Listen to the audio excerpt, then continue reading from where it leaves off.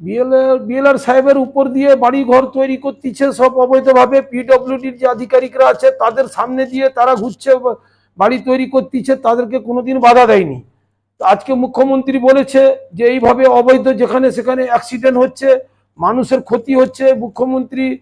মুখ্যমন্ত্রী এটা দেখে সব আধিকারিকদেরকে নির্দেশ দিয়েছে যে আমার রাস্তাকে খালি করতে হবে এবং অবৈধ সরকারি জায়গায় যারা বসে আছে তাদেরকে 1 মাসের নোটিশ করেছেন।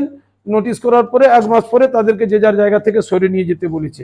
এটা আমাদের কোনো এখানে বক্তব্য নেই, কারণ এটা প্রশাসনিক ব্যাপার, প্রশাসনকে দায়িত্ব দিয়েছে। এইটুকু বলবো মাননীয় মুখ্যমন্ত্রীকে এবং প্রশাসনকে বলবো, যাতে যারা বাস্তবে গৃহহীন হয়ে আছে তাদের জন্য কিছু যেন ব্যবস্থা করে দেন। আর বাকিদের জন্য বড় বড় যারা অট্টালিকা তৈরি করে রেখেছেন তাদেরকে যদি তাদের বাড়ি ভেঙে দিয়ে যদি খালি রাস্তায় জায়গাকে পরিষ্কার করা হয়, ময়নার মানুষ ওনাদেরকে আশীর্বাদ দিবে এবং ওনাদেরকে ধন্যবাদ জানাবে যে হ্যাঁ প্রশাসন একটা ভালো কাজ করেছে। এতে ময়নার মানুষের সকলের সহযোগিতা আছে।